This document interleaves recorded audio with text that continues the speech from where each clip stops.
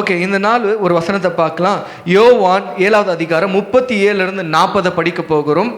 பண்டிகையின் நாளாகிய பிரதான நாளிலே இயேசு நின்று சப்தமிட்டு, ஒருவன் தாகமாயிருந்தால் என்னிடத்தில் வந்து பானம் பண்ண கடவன்.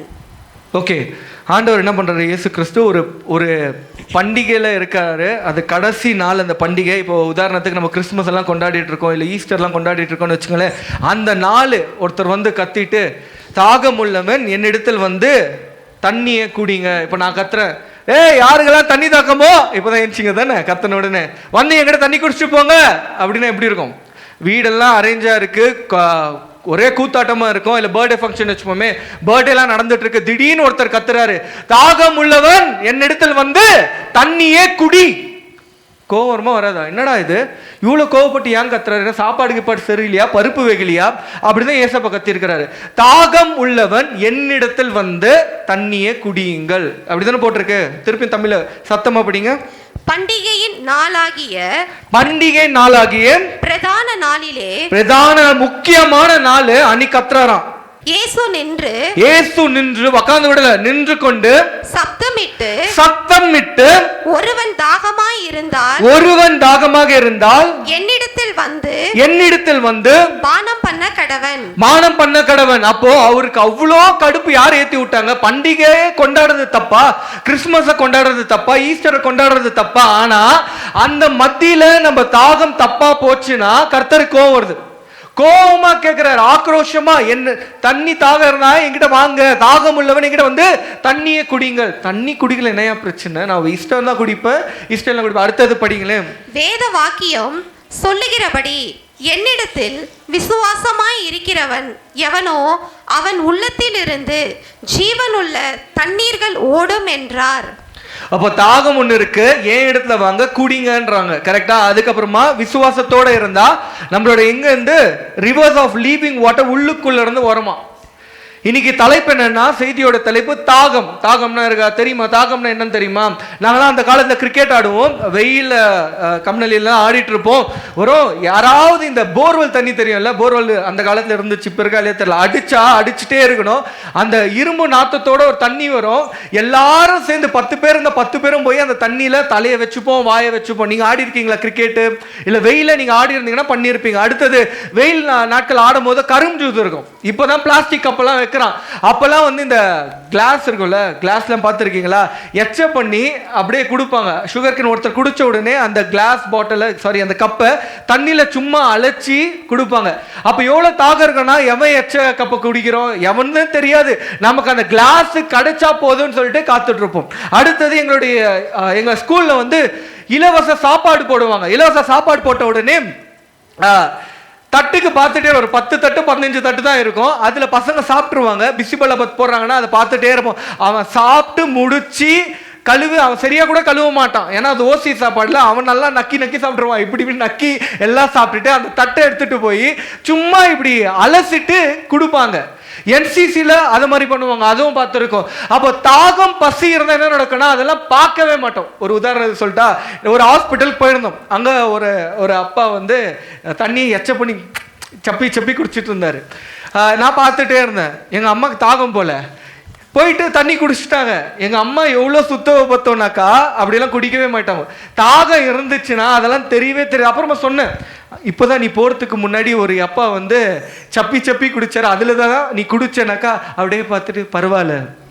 தாகம் இருந்துச்சுன்னா எதுவுமே பார்க்க மாட்டோம், சுத்தத்தை பார்க்க மாட்டோம், ஏதோ இன்டிகிரிட்டியை பார்க்க மாட்டோம், எதுவுமே டீசன்சி பார்க்க மாட்டோம். நம்மளுக்கு ஃபில் ஆனா போதண்டா. பசியோட நீங்க இருந்தீங்கன்னா தெரியும், பசியோட இது எப்பனா சோறு கிடைச்சா போதும். அதை போல தாகம் உள்ளவனுக்கு தராராம். யார தராரு? அப்படி தாகம் உள்ளவனுக்கு என்ன தராரு? தண்ணி இல்ல, இங்க போட்டிருக்கிறது என்னன்னா பரிசுத்த ஆவியானுடைய கிருபைகளை தராரு. பரிசுத்த ஆவியான ஒருத்தருக்கு தெரியுமா? நீங்க கேட்டிருக்கீங்களா? ஆண்டவரே பரிசுத்த ஆவியானவரை நடத்தணும் அப்படின்னு கேட்டிருக்கீங்களா? எப்பவுமே ஏசப்பா கிட்ட வந்து ஜெபிக்கிறோம், ரைட்டு. ஒரு துணையாளரை அனுப்புறேன்னு சொல்லிட்டு வாக்குத்தத்தத்தை கொடுத்த தேவன், நீங்க கேட்டிருக்கீங்களா? இன்னைக்கு ஒரு வேளை நீங்க மறந்து போயிருந்தா ஹோலி ஸ்பிரிட்டோடைய காரியங்களை இன்னைக்கு கேளுங்க. பரிசுத்த ஆவியானுடைய காரியங்களை, கிரியைகளை இன்னைக்கு சபைக்குள்ள கேளுங்க. எனக்கு வேணும் ஆண்டவரே. நீங்க போட்டிருக்கீங்க தாகம் உள்ளவன் தண்ணீரை தருவன் போட்டிருக்கீங்களே, சரி தாகம் இருந்தா என்ன நடக்கும்? சரி உதாரணத்துக்கு எங்கேயா போச்சு? இது என்னது? என்னது இது? வைப்ஸ். வீடை க்ளீன் பண்ணாதானே தெரியும், கரெக்டா? இப்போ இந்த ஸ்பாஞ்சு வச்சுட்ருக்கேங்க, இது தாகமாகுது, நான் ஊற்றுறேன் ஆனால் வெளியே வரல. தெரியுமா? இந்த ஸ்பாஞ்சு பார்த்துருக்கீங்களா? இதோட விலை 50, 60, 70 ரூபா இருக்கும், ஓகேவா? இதில் நான் ஊற்றுனேன் ஆனால் தண்ணி இதில் தான் இருக்குது, ஆனால் நான் பிழிஞ்சேனாக்கா பிழியுது. பார்த்துட்டிங்களா? இந்த மாதிரி உங்களோட ஹார்ட் ஆட்டிடியூட் இருக்கணும் கர்த்தர் விருப்பப்படுகிறார். ஸ்பாஞ்சை போல நீ தாகமாக இருந்தனா, தாகமாக இருந்து கர்த்தரிடத்துல வந்தனா, உனக்கு வேண்டிய எல்லா நன்மையான காரியங்களும் கர்த்தரிடத்துல வந்துடும். ஹீலிங்காக இருக்கலாம், டெலிவரன்ஸாக இருக்கலாம், எதை வேணா இருக்கட்டும், A to Z எல்லாமே வந்துடும். ஆனா அவர் என்ன சொல்றாரு? நீ தாகத்தோடு இருக்கிறது பத்தாது, கஷ்டம் பிரச்சனை எல்லாம் ரைட்டு தான், அவர் இடத்துல வரணுமா. இன்னைக்கு கர்த்தருக்கு விரோதமாக அவர் இடத்துக்கு போகாதபடிக்கு என்னென்ன தடைகள் இருக்கோ நீங்க ஆராய்ஞ்சு பார்க்கணும். நான் கர்த்தரிடத்துல போகாதபடிக்கு, நான் தாகமா இருக்கிறேன், பசி தாகம் இருக்கு, நான் போகாதபடிக்கு என்ன இருக்கு, அதை நீங்க ஆராய்ஞ்சு பார்க்கலனா உங்களுக்கு அந்த தாகம் சாட்டிஸ்ஃபை ஆகாது. மறுபடியும் தாகத்தோட இருப்பீங்க. எனக்கு தண்ணி கிடைக்காதா, மக்கள் கிட்ட புலம்புவீங்க, ஆண்டவர்கிட்ட புலம்புவீங்க, ஆனா எந்த நன்மையான காரியங்களும் வராது. புரியுதா? அப்போ தாகத்தோட இருக்கிறீங்க, கர்த்தரிடத்துல போக என்ன தடையா இருக்கு? ஒருவேளை உங்களுடைய மொபைலா இருக்கலாம், பாவ பழக்கங்களா இருக்கலாம், அருவருப்பான காரியங்களா இருக்கலாம், மன்னிப்பில்லாத சுபாவங்கள் இருக்கலாம், கோபம் இருக்கலாம், கசப்பு இருக்கலாம். இது எல்லாமே கர்த்தர் இடத்துல போக முடியாது. இல்லைன்னா வேற ஏதாவது ஒரு வணங்குற காரியங்களா இருக்கலாம், எது வேணா இருக்கலாம். கர்த்தருக்கு விரோதமாக, ஒருவேளை குடும்பத்துல கர்த்தருக்கு விரோதமாக யார் மேல பாசம் வைத்திருக்கலாம், அது நமக்கு விக்கிரகமா இருக்கலாம், கர்த்தரிடத்துல போக முடியாது. அப்போ நம்ம போலனா நம்மளுடைய தாகம் தீக்கவே படாது. இன்னைக்கு நீங்க எந்த சூழ்நிலை வந்திருந்தாலும் சரி, கர்த்தரிடத்துல போகாவிட்டால் உங்களுக்கு தாகம் தீக்கப்படாது. எந்த ஊழியக்கார் வச்சு உங்க தலைமையில கையை வச்சு மசாஜ் பண்ணாலும், எண்ணெய் அபிஷேகம் பண்ணாலும், எண்ணெயை வச்சு ஆட்டி குளிப்பாட்டி எது பண்ணாலும் உங்களுடைய தாகம் தீக்கப்படாது. அன்னைக்கு மாத்திரம் ஏதோ நடந்த மாதிரி இருக்கும், ஆனா ஹீலிங்கும் முழுமையா நடந்திருக்காது. ஏன்னா கர்த்தர் சொல்லுகிறார், நீ தாகத்தோட என்கிட்ட வா. இந்த ஸ்பாஞ்ச பாத்தீங்களா? இதோடைய ப்ராப்பர்ட்டி பாருங்க. இத மாதிரி கர்த்தர் எதிர்பார்க்கிறார். நீ உறிஞ்சி கொள்ள வேண்டும். நீ சபைக்குள்ள வரும்போது வார்த்தைகளை உறிஞ்சி கொள்ள வேண்டும். அந்த மாதிரி வந்திருக்கீங்களா? இதோடைய ப்ராப்பர்ட்டி அதுதான். கேரக்டர் உறிஞ்சிக்கிற கேரக்டர். சபைக்குள்ள வரும்போதோ அப்படியே போட்ட மனநிலையில வந்தீங்களா? என்ன ஆண்டவரே வார்த்தையை வச்சிருக்கிறீங்க, நான் தாகத்தோட வந்திருக்கிறேன். தாகம் எப்படி இருக்கும்? எப்படி இருக்கும்? வயிறு எரியும், நாக்கு காஞ்சிடும். எப்படா நம்மளுக்கு வார்த்தை பாருங்க தாங்க எடுக்குது, தண்ணி குடிக்கணும்னு தோணுது, அந்த மாதிரி தோணிட்டே இருக்கணும். அப்படி சபைக்குள்ள வந்தீங்கன்னா ஒவ்வொரு வார்த்தையும் பட்டயமாக போய் உங்க வாழ்க்கையை மாற்ற ஆரம்பிக்கும். இல்ல எதுவுமே இல்லாம நான் தான் நிரப்பப்பட்டிருக்கேன், ஒருவேளை நீங்க நிரப்பப்படலாம். இப்ப நான் தண்ணி ஊத்தணும்ல, அதே போல உலகம் உங்களுக்கு ஃபுல்லா நிரப்பிட்டு இருக்கு. பண ஆசை, பதவி ஆசை, பொருளாசை, பாவம், இச்சை, இன்னும் என்னென்ன இருக்கு, ஒழுக்கம் இல்லாத தனங்கள், முறுமுறுக்கிற காரியங்கள், இதெல்லாம் நிரப்பப்பட்டிருந்தீங்கன்னா இது உரியாது. உங்க இதயத்தை நீங்க காலியா வச்சிருந்தீங்கன்னா கர்த்தருடைய காரியங்களை தேடுவீங்க. எதுக்கு சபைக்கு லேட்டா வரும்? நீங்க சொல்லி பாருங்க, யோசிச்சு பாருங்க, எதுக்கு சபைக்கு லேட்டா வரும்? தாகம் இல்ல. எப்படின்னா யாராவது ஸ்ட்ரிக்ட் பண்ணுங்க, பூவை கூட எதனா பண்ணு, தாகம் இல்ல, வர முடியாது. தாகம் இல்லாதவன் பரலோகத்துக்கு போக முடியாது. புரியுதா? தாகம் இருக்கிறவன் தான் அவர்கிட்ட போக முடியும். தாகம் நீங்க கிட்ட வாங்கன்றாரு. அப்போ போகாத எப்படி போக முடியும்? இந்த மாசத்துல உங்களோட பிரேயர் லைஃபை மாத்துங்க. 7வது மாசத்துக்குள்ள வந்துட்டோம். புரியுதா? புரிஞ்சுச்சா?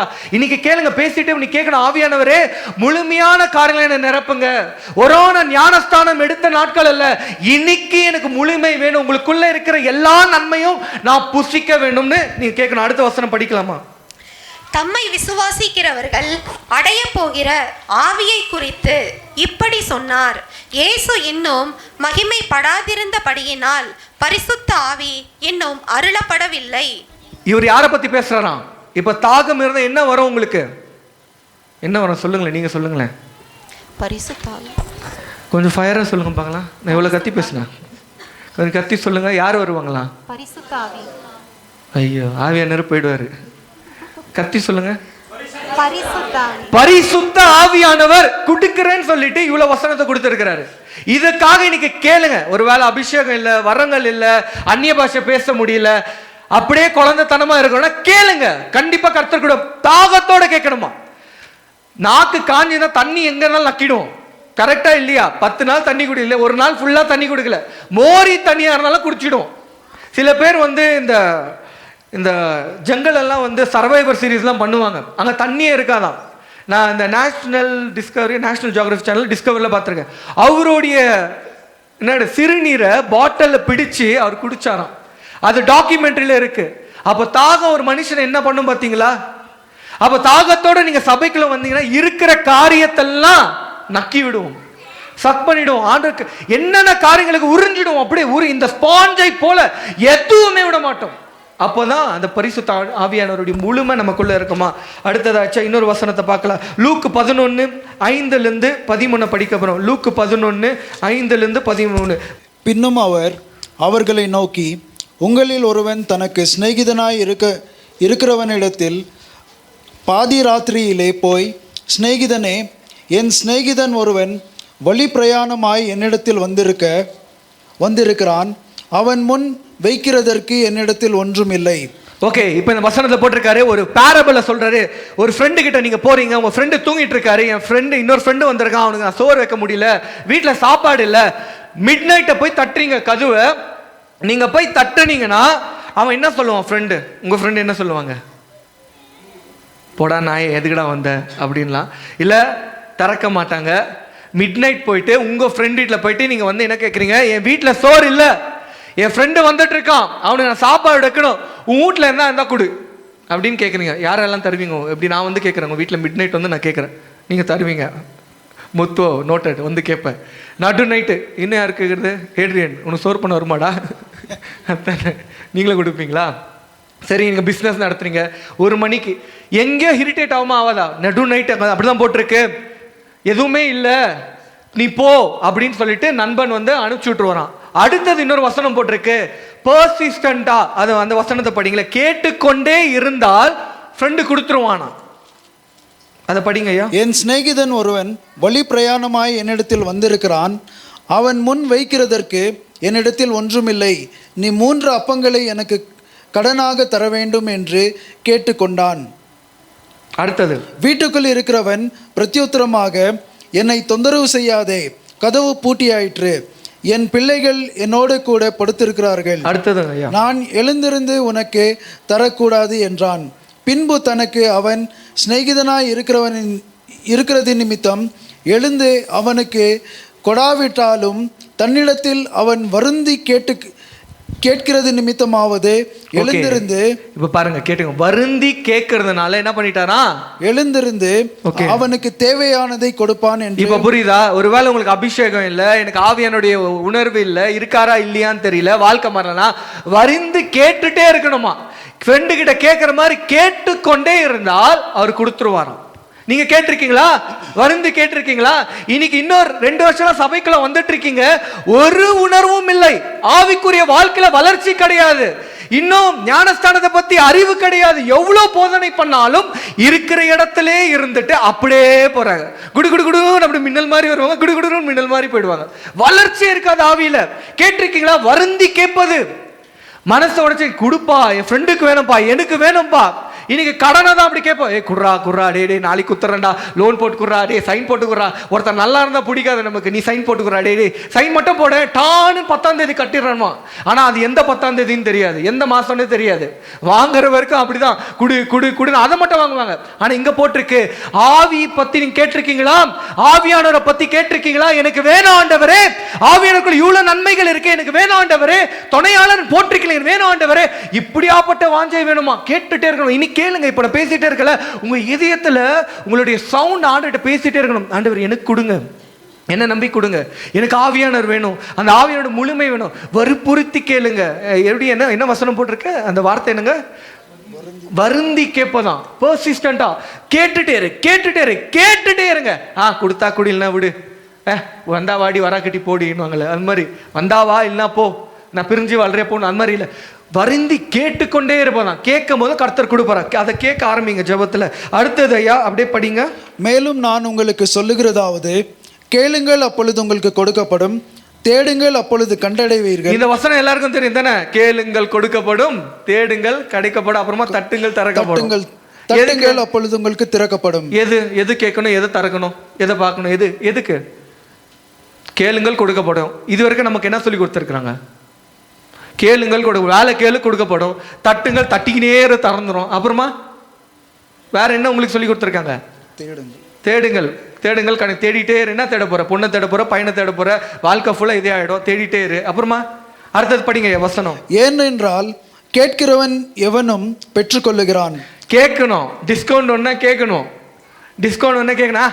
அதெல்லாம் ஒன்று நான் எதுக்கு நான் டிஸ்கவுண்ட் கேட்கணும்னா உனக்கு ப்ரைடு, அது பெருமையான காரியம். நீ மனசை வருத்தப்பட்டு நீ கொஞ்சம் இறங்கி போதாலும் தப்பே கிடையாது.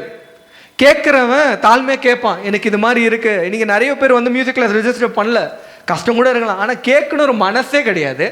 ரெஜிஸ்ட்ரேஷன் ஃபீஸ் இல்லை, என்ன பண்ணோம்? கேட்கணும். இல்லை கட்ட முடியல சொல்லலாம் தானே. ஆனாலும் ஒரு வரட்டு கௌரவம், என்னால் அங்கெல்லாம் போய் நிற்க முடியாது.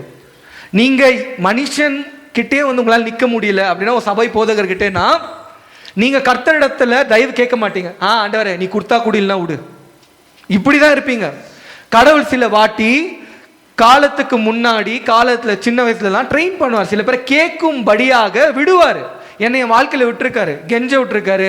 ஃபீஸ் இருக்கா, ஸ்காலர்ஷிப் கேட்க முடியல, லைனில் நிற்க வைப்பார். ஏன்னா எனக்கு அப்போ அது தெரியல, இப்போ தெரியுது. ஒருத்தருக்கு உதவி செய்யணும், கஷ்டத்துலனா உதவி செய்யணும், ஹார்ட் வரணும்னா அந்த மாதிரி சூழ்நிலை கேட்குற இடத்துல இருந்தானா நமக்கு கொடுக்குற கரம் வரும், இல்லைன்னா வராது. அதை நீங்கள் தாழ்த்தி கொள்ளுங்க. சில பேர் ஏமாத்து கேட்டுனே இருப்போம், பாக்கெட் ஃபுல்லாக பணம் இருக்கும், இல்லை இல்லைன்னுவாங்க. அந்த மாதிரி கேஸுங்க இல்லை. சிலர் ரியலாகவே இல்லாமல் இருக்கும். உன்னை தாழ்த்தி கொள்ள தப்பே இல்லை.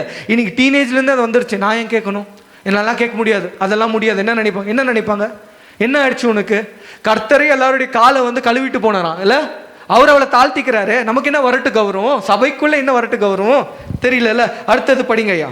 தேடுகிறவன் கண்டடைகிறான், தேடுகிறவன் கண்டடைவான். அடுத்தது தட்டுகிறவனுக்கு திறக்கப்படும். தட்டிட்டே இருக்கிறோம், நம்ம வாழ்க்கை ஃபுல்லா நம்ம தட்டிட்டு இருக்கிறோம். ஓகே. உங்களில் தகப்பனாய் இருக்கிற ஒருவனிடத்தில் மகன் அப்பம் கேட்டால் அவனுக்கு கல்லை கொடுப்பானோ? இந்த வசனம் தெரியல. மகன் அப்பம் கேட்டா கல்லை கொடுப்பானா அப்படின்னா சோத்துக்கு வேண்டிய ஜீவனுக்கு வேண்டிய எல்லா காரியத்தையும் இதுல கவர் பண்ணிட்டாரு. அடுத்தது மீனை கேட்டால் மீனுக்கு பதிலாய் ஓகே பாம்பை கொடுப்பானோ? பாம்பும் கொடுக்க மாட்டான். மீனை கேட்டா பாம்பை கொடுக்க மாட்டான் கர்த்தர். இதோ நமக்கு தெரிய வசனம். அடுத்தது அல்லது முட்டையை கேட்டால் அவனுக்கு தேளை கொடுப்பானோ? பொல்லாதவர்களாகிய நீங்கள் உங்கள் பிள்ளைகளுக்கு நல்ல ஈவுகளை கொடுக்க அறிந்திருக்கும் போது பரமபிதாவானவர் தம்மிடத்தில் வேண்டிக் கொள்ளுகிறவர்களுக்கு பரிசுத்த ஆவியை கொடுப்பது அதிக நிச்சயம் அல்லவா? இப்ப கடைசியில பரிசுத்த ஆவியினரை பத்தி பேசுறப்போ தட்டிட்டே இரு, திறக்கும். தேடிட்டே இரு, கண்டடியும். ஆஸ் ஸ்டீக் நாக், கேட்டுட்டே இரு. பரிசுத்த ஆவியானவரை பத்தி உள்ள வசனத்தை கொடுத்துருக்காங்க. ஆனா நமக்கு முன்னாடி தான் பிடிச்சிப்போம். பாம்பை கேட்டா மீனை கேட்டா பாம்பை கொடுப்பாரா, முட்டையை கேட்டா இதை கொடுப்பாரா, சிக்கனை கேட்டா மட்டனை கொடுப்பாரா. நமக்கு எப்போ பார்த்தாலும் நம்மளுடைய தேவைகள், பணத்துக்காக சபைக்கு வர்றது, விடுதலைக்கு வர்றது தப்பு கிடையாது. ஆனா அதுவே சென்டரா இருக்கக்கூடாது. இந்த வசனத்துல போட்டு நீ அதெல்லாம் கேட்கவே தேவையில்லை. அப்பாக்கு தெரியும் இதெல்லாம் கொடுக்கணும், உங்க அப்பாக்கு நீ சொல்லித்தர தேவையில்லை. அப்படி சொல்லி ஒரு அப்பாக்கு சொல்லி தரா அது மோசமான அப்பா. அப்படிதான் போட்டிருக்கு. கரெக்டா? ஒரு அப்பாக்கு ஏதோ எதை பண்ணணும்னே வீட்டுல தெரியலன்னா என்ன அப்பா? மோசமான அப்பா. ஆனா வசனம் போட்டிருக்கு ஒரு தகப்பனே அப்படி இருக்கும் போது நான் எப்படி இருப்பேன்? அவர் நல்ல அப்பா. இதெல்லாம் கேட்காதீங்க. எனக்கு வீடு வேணும், ஆஸ்தி வேணும், பொருள் வேணும், இந்த பண விடுதலை வேணும். இது எல்லாம் ஆட்டோமேட்டிக். நீங்க கேட்க வேண்டியது பரிசுத்த ஆவியானவரை பத்தி. அதை பத்தி தான் போட்டிருக்கு. தேடு, தட்டு, அப்புறமா கேளு, கேட்டுட்டே இரு. உனக்கு பரிசுத்த ஆவியானுடைய என்னது புதிய கிஃப்ட கொடுப்பாராம். அதான் பெஸ்டா வச்சிருக்கிறாரு. இன்னைக்கு கேளுங்க. அத மக்களுடைய கையை பார்க்காதீங்க, நீங்க ஆண்டவருடைய இதயத்தை பாருங்க. பையெல்லாம் பார்த்துட்டே இருக்காதீங்க. கர்த்தரிடத்துல எல்லாமே இருக்கு, கேளுங்கள். அடுத்த வசனம் ஜான் 4:10 படிக்கலாம். யோவான் 4:10. இயேசு அவளுக்கு பிரத்யுத்தரமாக, நீ தேவனுடைய ஈவையும் தாகத்துக்கு தா என்று என்னிடத்தில் கேட்கிறவர் இன்னார் என்பதையும் அறிந்திருந்தாயானால் நீயே அவரிடத்தில் கேட்டிருப்பாய், அவர் உனக்கு ஜீவ தண்ணீரை கொடுத்திருப்பார். இது சமார ஸ்ரீயை பத்தி போட்டிருப்பாங்க. இதுல போட்டிருக்கு, நீ உண்மையாவே அறிஞ்சு என்னை கேட்டிருந்தனா உனக்கு கண்டிப்பா நான் கொடுத்துருப்பேன், அந்த ஜீவ நீரூற்ற நான் கொடுத்துருப்பேன். பரிசுத்த ஆவியோட கிரியைகளை ஆண்டு கொடுத்திருப்பாரு. முதல்ல நீங்க வணங்குற இயேசு யாருன்னு தெரியணும். அவர் எப்படியாப்பட்டவர் உங்களுக்கு தெரியணும். அதை தெரியல, அறியலனாக்கா எதுவுமே நீங்க கேட்க மாட்டீங்க. அறிஞ்சு வந்திருந்தீங்கன்னா கேட்டிருப்பீங்க, ஆண்டவரே எனக்கு இதை தாங்க. எத்தனை பேர் இன்னைக்கு சபைக்குள்ள எக்ஸ்பெக்டேஷனோட வந்திருப்பீங்க? கையை தூக்கலாமே. எக்ஸ்பெக்டேஷன் தெரியுமா? என்னப்பா தமிழ்ல சொல்லலாம்? எதிர்பார்ப்பு. எதிர்பார்ப்பு. பர்த்டே வைக்கிறீங்கன்னு வச்சுக்கோங்களேன், எதிர்பார்ப்போட காத்துட்டு இருப்போமா இல்லையா? ஏதாவது கிஃப்ட் வராதா? பையனுக்கு பொண்ணுக்கு ஏதாவது கிஃப்ட் வராதா? சொப்பு கிப்பு கொடுக்க மாட்டாங்களா? 1500 2000 நீ பர்த்டே பார்ட்டி வைக்கிறது அதான் காசு கலெக்ட் பண்ணதான் பர்த்டே பார்ட்டியை வைப்பாங்க.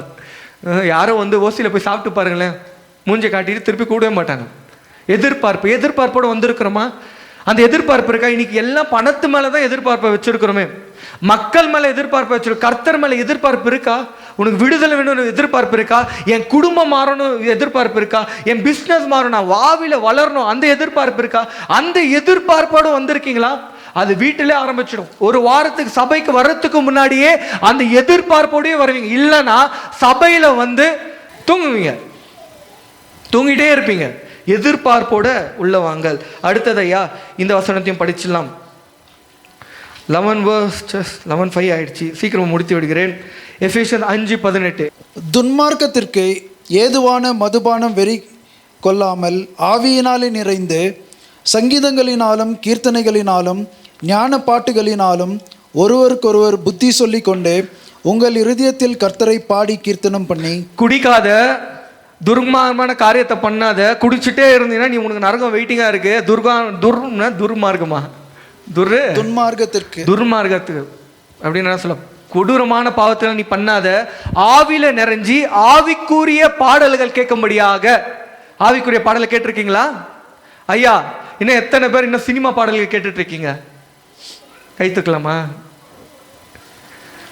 ஏதோ பார்த்த ரைட்டு, ஷார்ட்ல ரைட்டு, ஆனால் அதே மெடிடேட் பண்ணி பாடிட்டு இருக்கீங்கன்னா இதெல்லாம் நிறுத்து. அதெல்லாம் துர்மார்க்கமான காரியங்கள். அதுக்கு ஆப்போசிட் என்ன சொல்ல? ஆவிக்குரிய பாடல்கள், ஆவிக்குரிய ஸ்தோத்திர பலிகள், அந்நிய பாஷை, ஆவியில நிரப்பப்படுதா.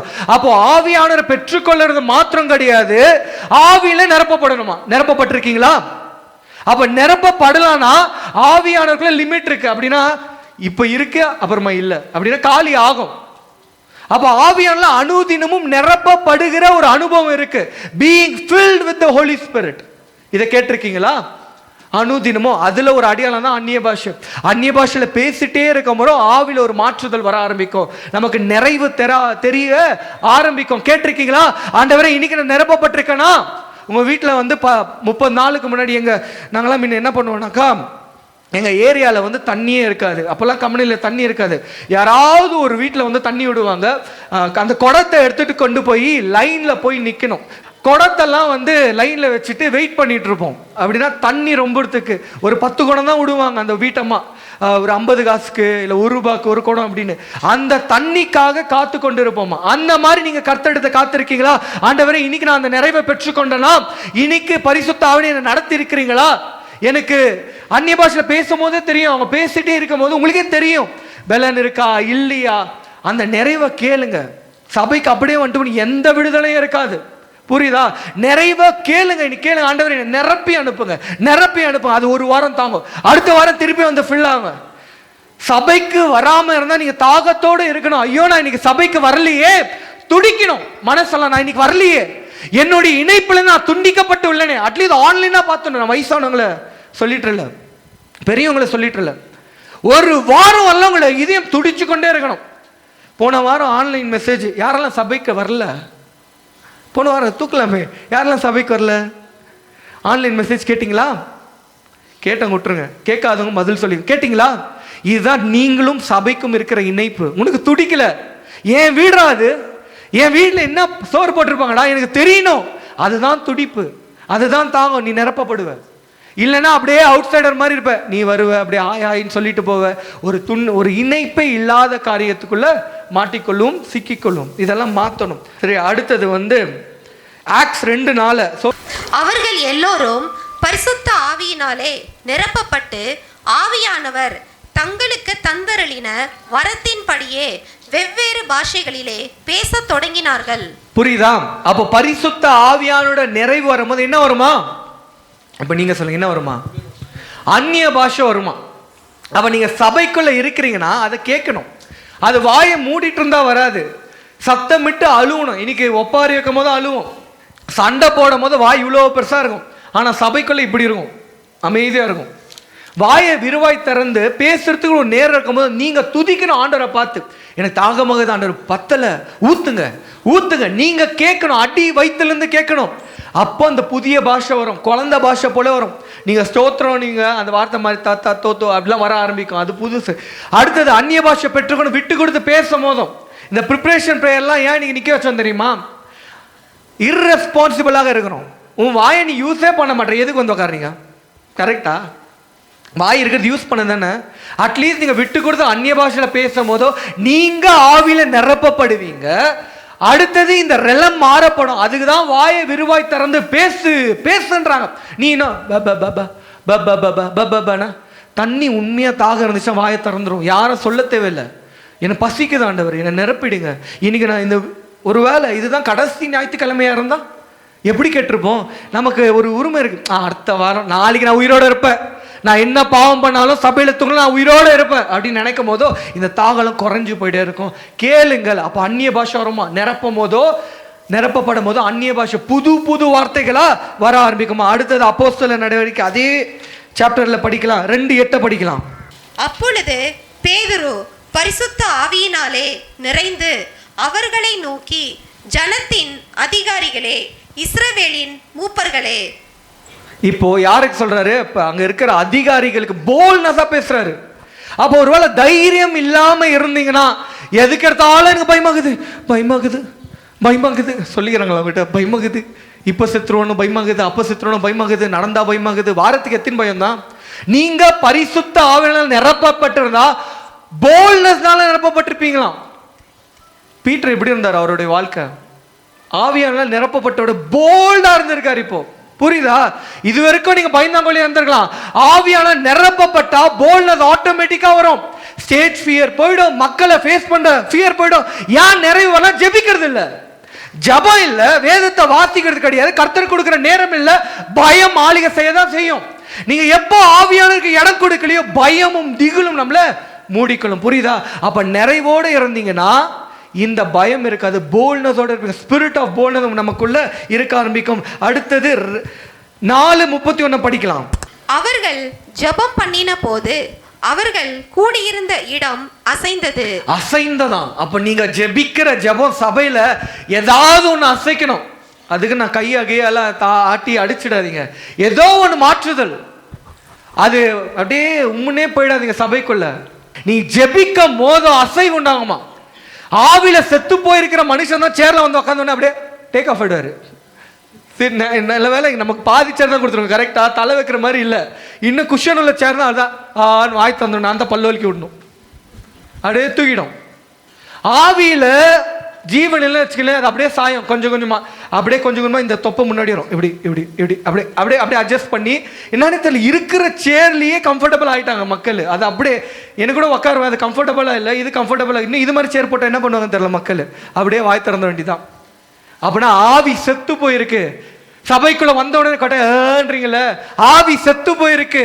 உன்னுடைய ஆவி மரிச்சு போயிருக்கு. உனக்கும் ஆவி எனக்கு தூரமான கனெக்ஷன். அதுக்குதான் நீ இன்னும் உலகத்தின் காரியத்தில் முழுகி இருக்கிறாய். அதுதான் முழுகி. ஒருவேளை நைட் ஷிஃப்ட் பண்ணது அது வேற கதை. ஆனா முழுகி இருந்தால் இதெல்லாம் நடக்க ஆரம்பிக்கும். ஷேக்கனா இடம் ஷேக் ஆச்சும். அந்த மாதிரி உங்களுடைய ஜபம் இருக்கணும். உங்க வீட்டில் பண்ணும் போதும் அதுக்கு நீங்க ஜெபிக்கும் போது பக்கத்துல வர மாதிரி நீங்க ஜபம் பண்ணிடாதீங்க.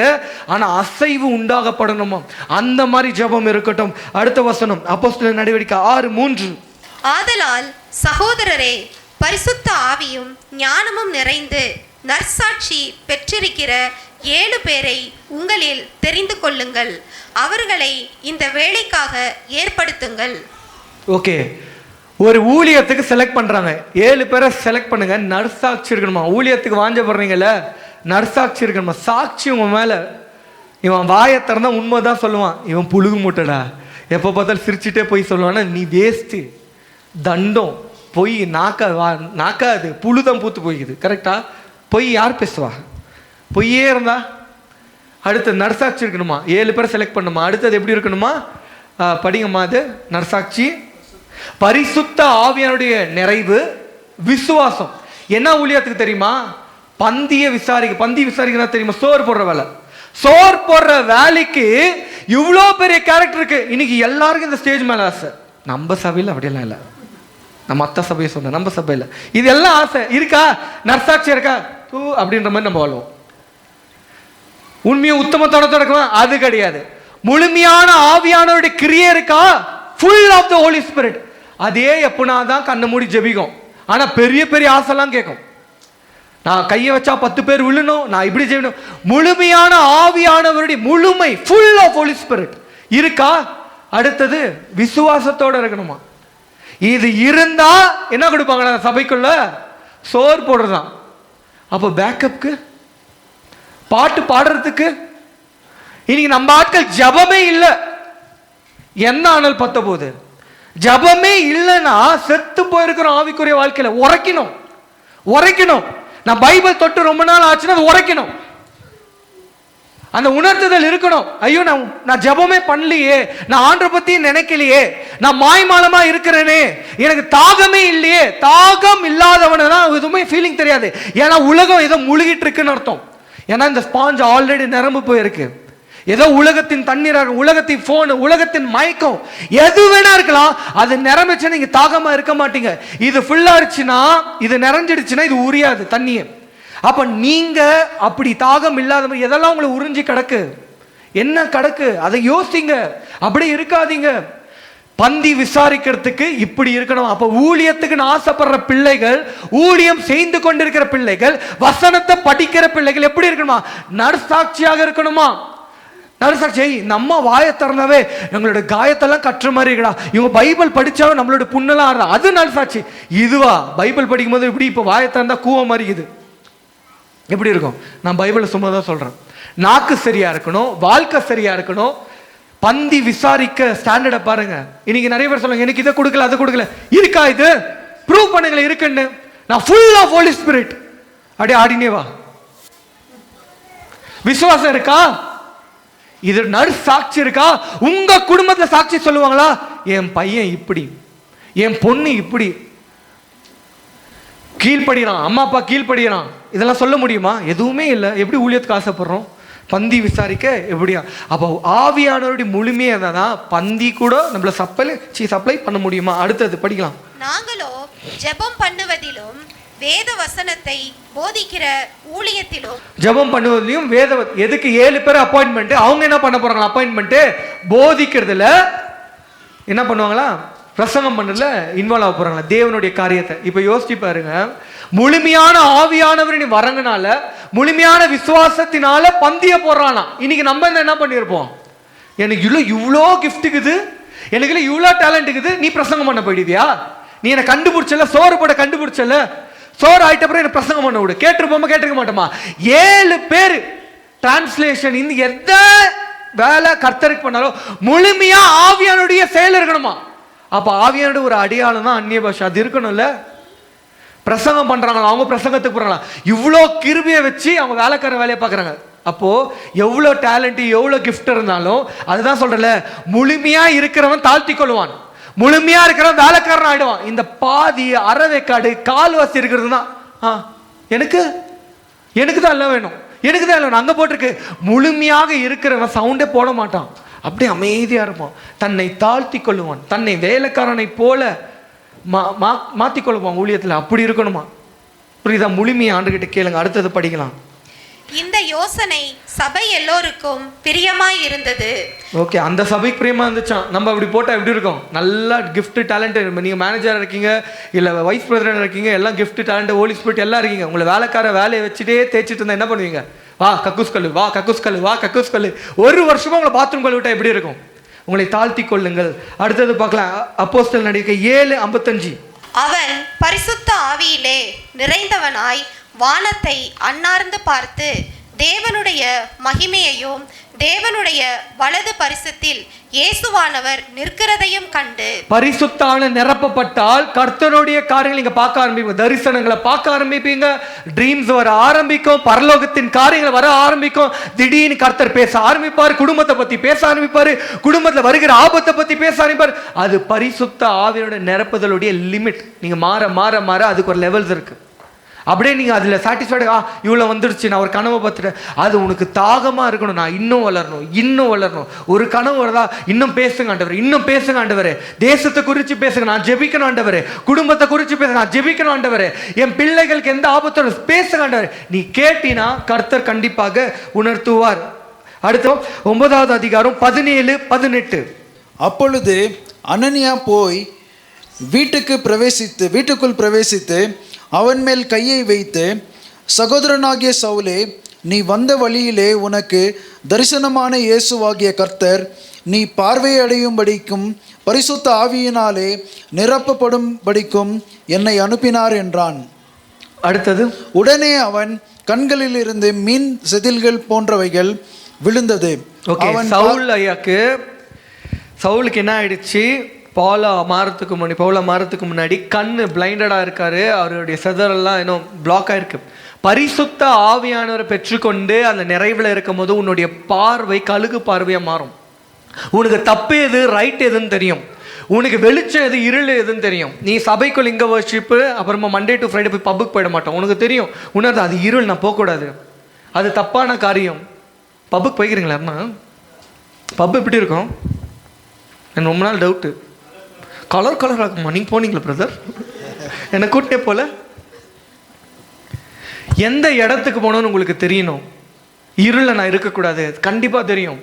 அதுதான் ஆவியானுடைய நடத்துதல் இருக்கும். நீ நிரப்பிப்பட்ட உனக்கு தெரியும், நிரப்பப்பட்டு இது தப்பு, உனக்கு அலர்ட் அடிக்க உள்ளுக்குள்ளவே. நீ செத்து போய் தாகமே இல்லாத உலகத்தினால முழுகப்பட்டிருந்தா உனக்கு எதுவுமே தெரியாது, எது ரைட்டு எது ராங். ஏன்னா உன்னுடைய ஆவி செத்து போயிருக்கு. பைத்தியக்கார தரமா தேடுவோம், கண் மூடி தரமா. இது உண்மையா, இது உண்மையா, இது உண்மையா? ஏன் தெரியுமா? ஆவி உள்ள செத்து போயிருக்கு. கர்த்தர் கொடுத்த ஆவி செத்து போயிருக்கு. அடுத்தது ஐயா, இப்போ என்ன படித்தோம்? 11:9-17-18 செதல்கள் எல்லாம் எடுக்கப்படுமா? ஆக்ட்ஸ் 11:24 படிக்கலாம். அவன் நல்லவனும் பரிசுத்த ஆவியினாலும் விசுவாசத்தினாலும் நிறைந்தவனுமாய் இருந்தான். அநேக ஜனங்கள் கர்த்தரிடமாய் சேர்க்கப்பட்டார்கள். நீங்க பரிசுத்த ஆவியால் நிரப்பப்பட்ட, இப்ப பர்னபாசையை பத்தி போட்டிருக்காங்க. பரிசுத்த ஆவியால நிரப்பப்பட்டிருந்தால் அநேக ஜனங்கள் கர்த்தரிடத்துல வர ஆரம்பிப்பாங்களாம். புரியுதா? அப்போ சபையே இந்த ஆவியால நிரப்பப்பட்டிருந்தால் ஆத்மாக்கள் நிறைய காரியங்கள் நடக்கும், விடுதலை ஆகுவாங்க. நீங்க ஜெபம் பண்ணி விடுதலை ஆகுவாங்க. அதுக்கு நீங்க நிரப்பப்பட்டிருக்கணும். நம்மளே நிரப்பப்படாம பஞ்சத்துல இருந்தோம்னா எப்படி கர்த்தருடைய நன்மையை சொல்ல போறீங்க? எத்தனை பேர் இந்த வருஷத்துல 6 மாதங்கள் கர்த்தருடைய நன்மையை சொல்லியிருப்பீங்க? கர்த்தர் நல்லவர், அவர் விடுதலையை தருவார், என் குடும்பம் சந்தோஷமா இருக்கு, தைரியமா சொல்லியிருக்கீங்களா? என் குடும்பம் சந்தோஷமா இருக்கு, ஆனா என்ன கொஞ்சம் கடன். கர்த்தர் எங்களெல்லாம் அப்படி விடலை பிரதர், ஆனால் கொஞ்சம் கனவு விட்டுக்கிறாரு. அது நம்மளுடைய தப்பு. ஒழுக்கப்படுத்தி கொள்ளுங்கள். இந்த 6 மாதத்தில் எந்த தவறான காரியத்தில் இருந்தாலும் இந்த மாதத்தில் ஒழுக்கம் பண்ணி கொள்ளுங்கள். அடுத்தது படிக்கலாம். அப்போஸ்தலர் நடக்க 13:9-10. Acts chapter 13:9-10. அப்பொழுது பவுல் என்று சொல்லப்பட்ட சவுல் பரிசுத்த ஆவியினால் நிறைந்தவனாய் அவனை உற்று பார்த்து, எல்லா கபடமும் எல்லா பொல்லாங்கும் நிறைந்தவனே. ஒரு சூனிய காரியான பார்த்துட்டு சொல்றாரு, பிசாசின் மகனே. அப்ப நீங்க ஆவில நிரப்பப்பட்டிருந்தா எந்த மனிதர் உங்க கிட்ட வராங்கன்னு தெரியும். இவன் எதற்காக வரான்? என் உடம்ப தொட வரானா, இச்சையாக வரானா, எல்லாமே தெரியும். தோணும். இல்லைன்னு வச்சுக்கோங்களேன், யார் தொட்டேன் நான் என் உடம்ப, பரவாயில்ல, நான் உன்னதானே கல்யாணம் பண்ணிக்க போறேன். பெண்களே, இன்னைக்கு தந்திரமான காரியத்தை நோட் பண்ணிக்கோ. உனக்கு உன்னை லவ் பண்ண போறாங்களே, இப்பெல்லாம் ட்ரெடிஷன் கிடையாது, அதெல்லாம் கட் ஆயிடுச்சு. நான் உன்னை திருமணம் பண்ணிக்க போறேன், நீ என்னை கல்யாணம் பண்ணிக்கிறியா அப்படின்னு ஒரு வார்த்தை வந்தா அப்படி நீ ஜகா வாங்கி ஓடிடணும். அங்கே உன்னை ஏதோ பண்ண போறான்னு அர்த்தம். ஏன்னா வார்த்தையில சொல்லிட்டான், உன்னை மனைவியை பார்க்க ஆரம்பிச்சிட்டான். புரியுதா? அப்போ எல்லா ரைட்ஸையும் உடம்புல அவன் எடுக்க ஆரம்பிப்பான். அப்படி அப்பட்ட வார்த்தை வந்துச்சுன்னா அப்படியே ஓடிடணும். ஜகா வாங்கணும். சொல்லுங்க, என்ன வாங்கணும்? ஜகா வாங்கிட்டு போயிட்டே இருக்கணும். மான் கராட்டுன்னு கேள்விப்பட்டுக்கிறீங்களா? ஆபத்து ஓடிடுமா மான் ஓடுமா? மான் ஓடுமா ஓடாதா? ஓடும். மான் மாதிரி சிம்பிள் கட்டுற ஒருத்தர் ஓடிடணும். சரியா? அந்த மாதிரிலாம் மாட்டிக்கொள்ள கூடாது. டிஸ்சர்ன்மெண்ட் வருமா? ஆவியின் பகுத்தறிதல். யாரு இவனை காசு கொடுத்தா நம்ம என்ன ஆகும்? இவ்வளவு கடன் வாங்குறேனே, நான் அழிஞ்சு போயிடுவேனா? எல்லாரும் சொல்றாங்க இது நன்மையான, இது பண்ணலாமா, இவங்க இதை ரெஃபர் பண்ணாங்க, நான் போலாமா, இந்த வீட்டை வாங்கலாமா, இந்த கட்டிடத்துக்கு போலாமா, இந்த வீட்டுக்குள்ள போலாமா, இது தெரியணும் தானே? நீ தான் ஆவிக்குள்ள மனுஷனாச்சே, உனக்குள்ள நிறைவேறத தெரியணுமே. அது இல்லை. அது இல்லாதனால தான் யாராவது நம்ம தலையில வச்சு ஆட்டுவாங்களா மசாலான்னு சொல்லிட்டு காத்துட்டு இருக்கோம். யாராவது ப்ராஃபஸி கொடுக்க மாட்டாங்களா அப்படின்னு காத்துட்டு இருப்போம். வசனத்தை பிடிக்க மாட்டோம். புரியுதா? முழுமையாக நிரப்பப்பட்டு இருங்கள். எங்க போட்ட டிசர்ன்மெண்ட் வரும். அடுத்தது அப்போஸ்தலர் நடக்க 13:52. சீஷர்கள் சந்தோஷத்தினாலும் பரிசுத்த ஆவியினாலும் நிரப்பப்பட்டார்கள். சந்தோஷத்தினாலும் பரிசுத்த. அப்போ ஆவியானவருக்கும் சந்தோஷத்துக்கு ஏதோ வித்தியாசம் இருக்கு பாரு, லிங்க். அப்ப ஆவியானவருடைய நிறைவு சந்தோஷமா இருப்பீங்க. இன்னைக்கு நிறைய குடும்பம் சந்தோஷம்னா என்னன்னு தெரியாது. இன்னைக்கு கேட்குறாங்களே, எப்போ பார்த்தாலும் சமயத்தில் யாரெல்லாம் சந்தோஷமா வந்தீங்க? நான் நினைச்சேன் யார் தான் வந்திருக்க போறா, ஆனா பேருக்கு சொல்லிடும் ஆமேன் அல்லேலூயா. ஒன்னு இருக்காது, உள்ள அடி வாங்கிட்டு வந்திருப்பாங்க சபைக்குள்ள. இன்னைக்கு நம்ம குடும்பங்கள் அப்படிதான் இருக்கு, உடைக்கப்பட்டு எல்லா உலகத்தின் காரியத்தினால நிரப்பப்பட்டு, மன்னிப்பில்லாத தனத்தினால எல்லா காரியமும் நிரப்பப்பட்டு, உலகத்தின் காரியம் சந்தோஷம் இல்லாதான் சபைக்கு வருவாங்களே. சந்தோஷமே இருக்காது. ஏன்னா ஆவியானவர் தான் சந்தோஷம் இருக்குமா. நிறைவு பெற்றுக்கொள்ளுங்க, அனுதினம் ரெனிவாங்க. சந்தோஷம் கண்டிப்பாக இருக்கு. ஒருவேளை व्यसனத்தோடு நீங்க வந்திருந்தீங்கன்னா சந்தோஷத்தை கர்த்தரிடத்துல கேளுங்க, சந்தோஷம் வருமா. 2 கொரிந்தியர் 3:17 படிக்க ஆரம்பிக்கலாம். கர்த்தரே ஆவியானவர், கர்த்தருடைய ஆவி எங்கேயோ அங்கே விடுதலையும் உண்டு. கர்த்தருடைய ஆவியானுடைய நிறைவு இருந்துச்சா விடுதலையா இருப்பீங்களாம். எந்த சில பேர் சொல்லுவாங்களே, உனக்கு இந்த கட்டு, நீ இந்த கட்டில் இருக்க, உனக்கு மந்திரம் பண்ணி வச்சிட்டாங்க, மந்திரம் எலுமிச்சப்பழம் வச்சிட்டாங்க, சூனியம் வச்சிட்டாங்களா சொல்றாங்க. எதுவுமே நம்ப தேவையில்ல. நீங்க பரிசுத்த ஆவியோட நிரப்புதல் இருந்துச்சுன்னா நீங்க ஃப்ரீடமா இருப்பீங்களாம். உங்களை கட்டப்பட்ட நிலைமையே இருக்காதான். புரியுதா? இதெல்லாம் உங்களை தூண்டணும். இவ்வளோ இருக்காடா, பரிசுத்த ஆவினை பத்தி இவ்வளோ போட்டு இருக்கா, இந்த நிறைவுல இவ்வளவு இருக்கா, கண்ணை மூடி ஜெபிக்கும் போது இவ்வளவு நடக்கதா நமக்கு. நம்ம வந்து சபையில தூங்கிட்டு போறோமே, நம்ம வாயை கூட திறக்கிறது இல்லையே. அவ்வளவு ஒரு தாகம் இருக்கணும் சபைக்குள்ள. இதை கேட்கறீங்களே, அப்படி உங்களுக்கு உணர்ச்சி எல்லாம் பொங்கணும். எனக்கு வேணும் ஆண்டவரே, எனக்கு வேணும் ஆண்டவரே. இப்படி மாற அடிச்சுன்னா கொடுங்க கொடுங்க அடிச்சுட்டு கேட்கணும், கொடுங்க ஆண்டவரே, கொடுங்க ஆண்டவரே. அடுத்தது ஃபைனலாக ஜான் சாப்டர் 14 verse 15 to 18 இல்ல ஒன்று பண்ணலாம். யோவான் 14:16 படிக்கலாம். 16. நான் பிதாவை வேண்டிக் கொள்ளுவேன், அப்பொழுது என்றென்றைக்கும் உங்களுடனே கூட இருக்கிறபடி சத்திய ஆவியாகிய வேறொரு தேற்றரவாளனை அவர் உங்களுக்கு தந்தருளுவார். துணையாக யாரை கொடுக்குறாங்களா? பரிசுத்த ஆவியான. இன்னைக்கு நிறைய பேர் சொல்ல, நான் தனிமையா இருக்கேன், எனக்கு யாரும் இல்லை, உன் மூஞ்சி ஜபம் இல்லை, வேதத்தை வாசிக்கல, அதுக்கு தான் நீ அப்படிங்கிற. எனக்கு பாஸ்டர் பேசினா நல்லா இருக்கும். நான் ஆவியானவர் சொல்லுங்க, அங்கே போட்டுக்குது. ஆவியானவர் இருந்தா துணையாளராம். உனக்கு அவர் இருக்கிறத கூட உனக்கு ஃபீலிங் இல்லை, உனக்குள்ள ஒரு ஆவி எப்படின்னு ஃபீலிங் இல்லை. அப்போ அப்படிதான் இருக்கும். யார் பேசினாலும் கோச்சிக்கும், யார் பேசினாலும் மூஞ்சி தூக்கிட்டு போகும். ஏன்னா வசனம் உள்ள கிடையாது, ஜபம் சுத்தமாக கிடையாது. கரெக்டா? இப்போ சொல்லவே இருப்பாராம். அடுத்த ஒரே ஒரு ஃபைனல் வசனம், ரெவலேஷன் 22, வெளிப்படுத்தின விசேஷம் 22:1.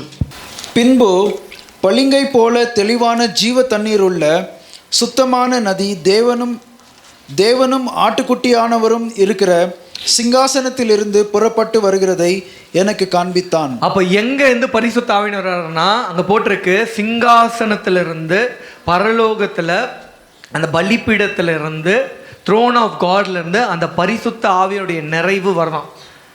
அப்போ ஒருவேளை அந்த நிறைவு பெற்றுக்கொண்டு பாவம் பண்ணா எப்படி இருக்கும்? நான் நிறைவெல்லாம் பெற்றுக்கொண்டேன், இன்னைக்கு 2 வாட்டி கை தட்டிட்டேன், அந்நிய பாஷை நல்லா பேசிட்டேன். யோசிச்சு பாருங்க எப்படி இருக்கும். ஒரு பொக்கிஷமான கிருபை மேலேருந்து வருது, அதை தூஷணப்படுத்தும் போது எப்படியாப்பட்ட நியாய தீர்ப்பு நமக்கு வரும். புரியுதா? உங்களுக்கு பயங்காட்டில், ஆனால் அங்கே ஸ்டாண்டர்ட் அப்படி தான் எனக்கு அங்கே போட்டிருக்கு. He showed me a pure river of water of life, clear as. தமிழில் சத்தமாக அப்படி பலமாக படிங்கய்யா. பின்பு பளிங்கை போல தெளிவான ஜீவ தண்ணீர் உள்ள சுத்தமான நதி தேவனும் ஆட்டுக்குட்டியானவரும் இருக்கிற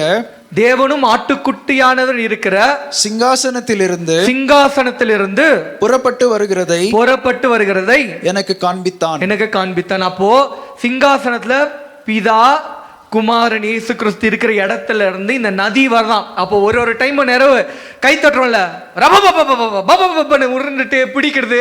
இப்போ நான் கேட்குறேன், லாஸ்ட் இந்த சபைக்குள்ள எப்போ தட்டினீங்க? ரபபான்னு எப்போ தட்டினீங்க? கத்திருப்பீங்களா? எப்போ? 3 வருஷம் முன்னாடியா?